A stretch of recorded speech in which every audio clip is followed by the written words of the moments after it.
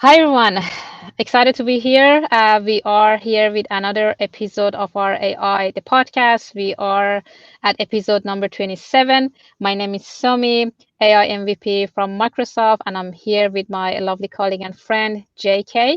He's joining from Brisbane. Excited to see you, JK. We have two lovely guests with us, Sam and Josh. I'm gonna let them introduce themselves and tell us a little bit more about Decoded AI. Awesome. Thank you so much for having us. My name's Samantha, and I'm here with Josh, and we're founders of Decoded AI. So we have a research lab which has been working for the past 6 years to make AI risk identifiable, quantifiable, and valuable so that we can increase AI adoption. If we were eviscerated from this earth and could only leave behind one sentence that expresses the genesis of our work, it would be that AI is the process of ceding a decision to autonomous systems that actively co-shape us. And that AI engineering is a process of substantiating claims that can be leveraged to persuade people to cede a decision. Personally, over the 6 years, we've built AI systems, we've audited them, created tools to do both, contributed to policy, but our main job has been to take AI risk and take it from cost drain and make it a value add by rethinking what we're actually doing with AI. Yeah, and the main body of work that we're doing now is commercializing a lot of our work with a product called Cover Your AI, which increases recurring sales of AI products by financially guaranteeing the quality of AI systems at the point of sale, so that it becomes really easy for people who build good AI systems to also build and nurture buyer belief in what they've done. That's really awesome. I really want to check this now. So how do you define functional safety for AI systems, and what are the best practices to achieve it? So functional safety is most frequently defined as the safeguards that we place on an AI system. But in order to understand it, we first need to think about how AI actually makes an economic impact on a business. So in our construction of AI, we believe that it meaningfully changes our behavior only when we actually cede a decision to the system, so that that decision can then be exercised at macro scale with micro granularity. And the mechanism required to cede a decision to a system is this kind of highway that we call trust. And a large body of what we need to do in order to get economic gains is make that highway as frictionless as possible. So when you're engineering these systems and thinking about how can I build trust so that someone will actually cede a decision, one of the pillars that you might care about is functional performance. But it's really not that effective to say, this system detects dogs. It doesn't give you the information that you need to then build trust to encourage someone to use the system. So where we actually find ourselves looking is, what are the limitations of the system? Where does it start to fail? And the role of functional safety is to ensure that whenever someone is using the system, that because we know the limits where it's going to fail, they always stay well within those limits so that it always performs as expected. That's very interesting. It got me thinking. I have one follow-up question, but I will ask the second question first. With the framework that you just suggested, what are the common maybe security risk that is associated with the AI system that you have encountered, and how we can mitigate those? Yeah, so we typically identify AI risks using a sentence that we created and we've developed with some variables that you can substitute in to come up with attacks on a system. We developed this in response to a plethora of 200-page AI frameworks that are being released every week, but that didn't provide useful mechanisms to analyze the systems and associated risks. When thinking about an AI security event, it's basically made up of both humans and AI, and things can happen during the development or at the moment of reliance, where an attacker interferes with our understanding of the meaning of the system, the grounds that are being processed for the decision, or with the decision-making function itself. These are kind of the types of variables that you can substitute within our sentence. The outcome of an AI security event will be to break some level of this reliance. And if it is detected, then there has to be some sort of measurable event. Yeah, so it's hard to express the sentence in this particular format. So instead, to describe it, I'll just pick two common AI security events and apply the sentence to it. So one common one that's quite widely known is called data poisoning. And the way that our sentence works to describe it goes something like this, where we say, we can corrupt the decision at the machine level during construction by interfering with the decision-making function to break many reliances realized as underperformance. The effect of thinking about data poisoning like this, rather than someone having slipped poisoned data into the data set, is that we can immediately derive where we need to look for mitigation. So our defensive control is going to be at the machine level during construction around the decision-making function. Rather than saying we need a pristine data set that's totally unpoisoned, we say we're going to insert something at that level that's going to distort the cost of executing that attack.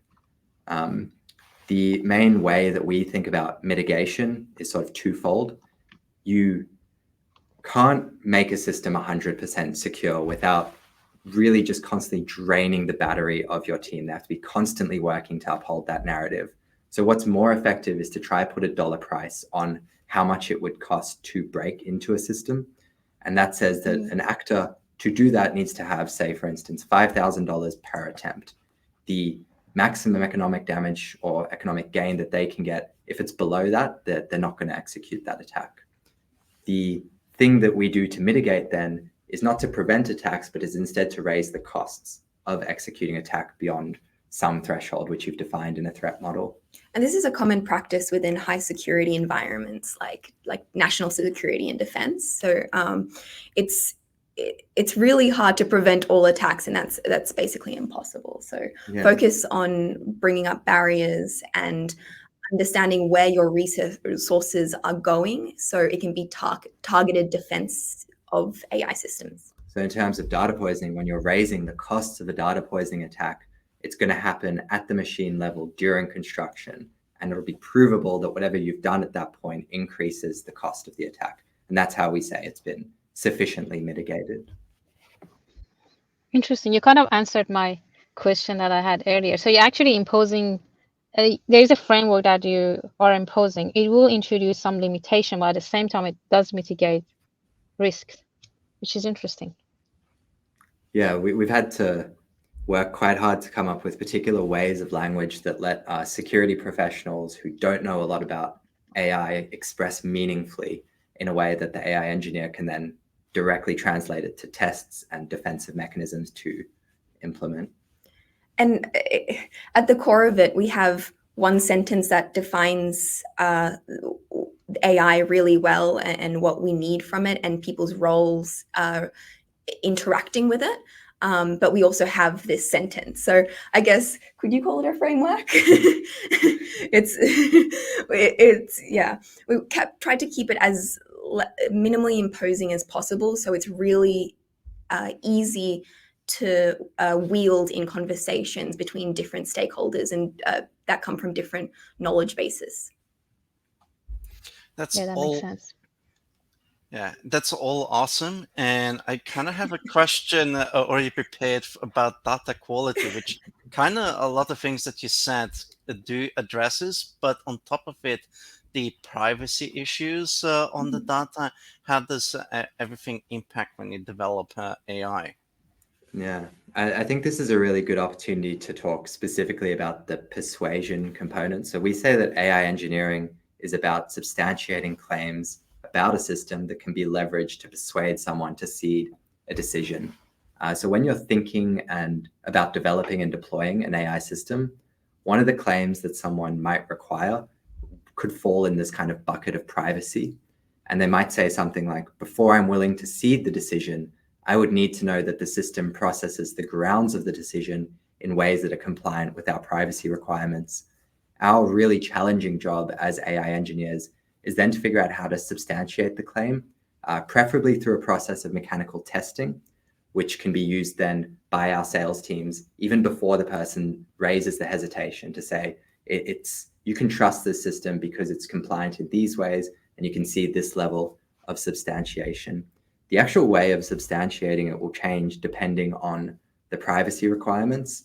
But I think one of the more interesting ways to do it is to, once the machine is out in production, is to honeypot it and to see if those things that you said you would keep private actually end up in the corporate data flows where they shouldn't be, and you can identify it because it's honeypotted.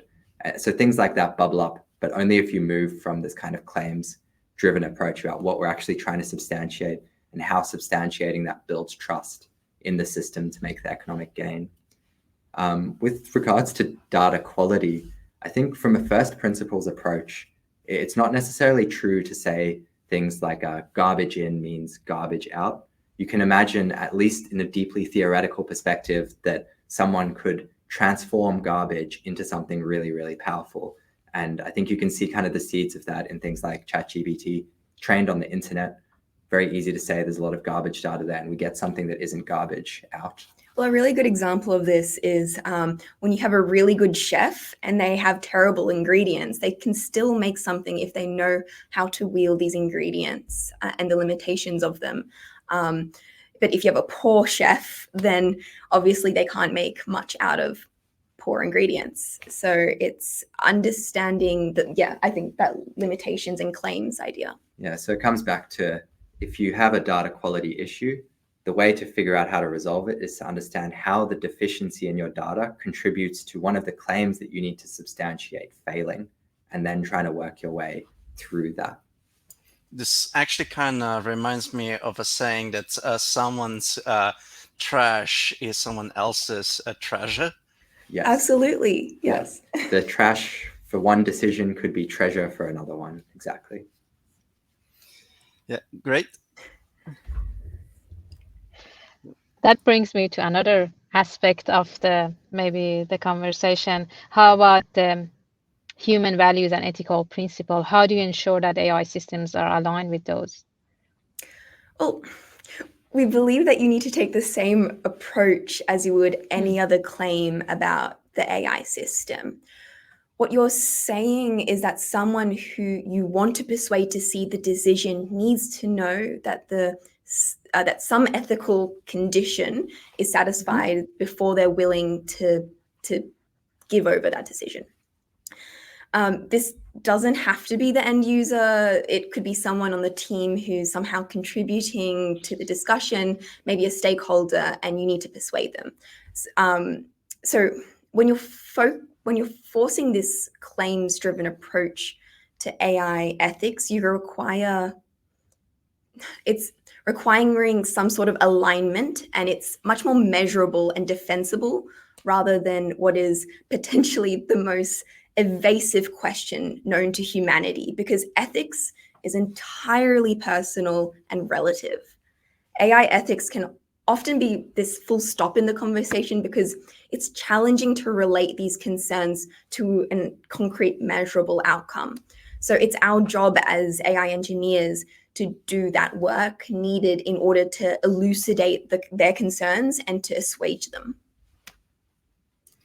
Yeah, and maybe this is somewhat relatable to that, maybe kind of building on top of how to communicate those decisions. How do you present that and what actions the AI would do to the stakeholders and the users? Well, yeah, honestly, I think the problem right now is that a large body of stakeholders in AI systems are not sufficiently equipped with the language they need to express the claims in which the system needs to attest to for them to comfortably cede a decision.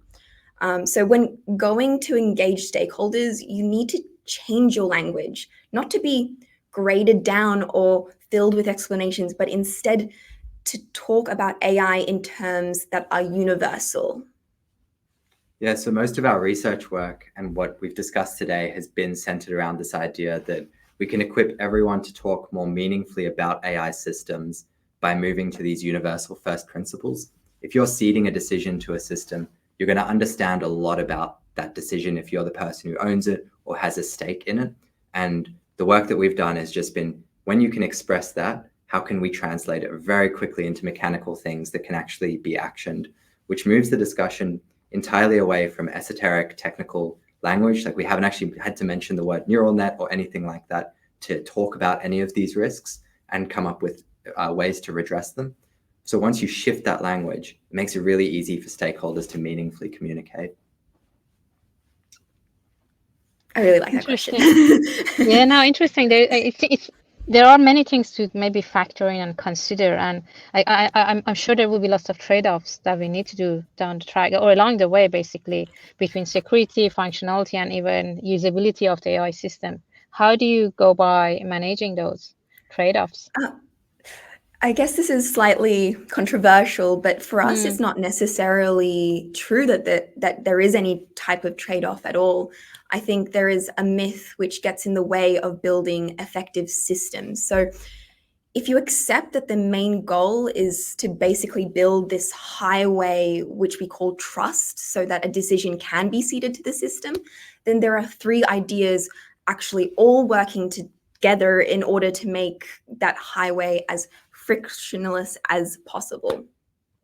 Do you like? Yeah, so when we think about security, for example, which we actually internally call robustness of the system to corruption, then we're talking about substantiating claims that the system is trustworthy enough to be highly usable and functional for the decision. So when you shift the idea about everything is geared towards making the system have this highway of trust, then the trade-offs that might eventuate from security will always outweigh. So the system now, for instance, although you have something that might make it slower to make a decision, the system must be more usable because the security claim has amplified that highway of trust to make the decision easier to give over. There is often with security mechanisms like a reciprocal cost. So for instance, the cost of training a system to adversarial conditions is greater than one that hasn't been trained in such a way.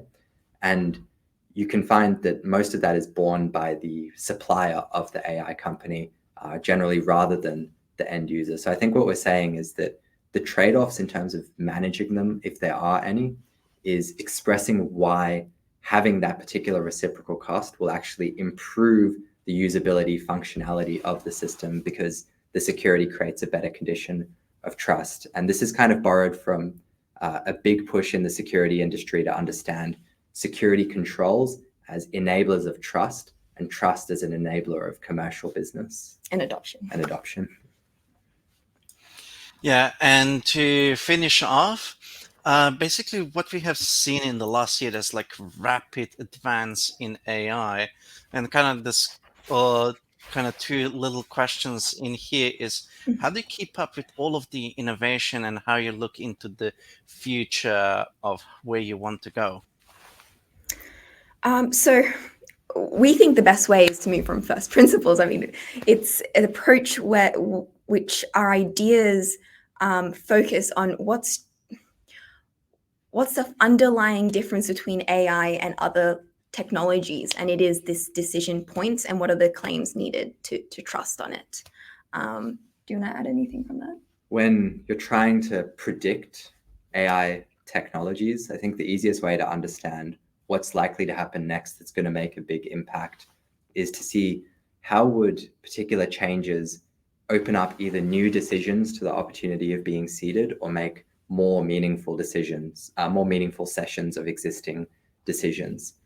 The thing that does is, by shifting down to kind of this undercurrent, is make it feel less like a torrent of change and more like a logical kind of progression towards helping people give over more to AI systems. And a lot of the work that we've done is intended to try and be as predictive as possible. And we found like moderate success in terms of that we don't feel destabilized by significant changes because, for instance, generative AI hasn't fundamentally changed this idea of giving decisions over to a system. It's just enabled a whole suite of different decisions now. That's very cool. That, I guess, brings us to the end of our episode. Thanks a lot, both of you, Sam and Josh, for joining us. It was really interesting to hear from your insight on the AI insecurity, basically. I have a few more questions, but I will leave that for our next maybe settings in future. Absolutely. I really Thank you for enjoyed it. having us. Thank you so much for having us. Our pleasure. I'm sure that our audiences and listeners will enjoy this session as well. Thanks a lot for joining. Until next time, have a good one, everyone. Cheers.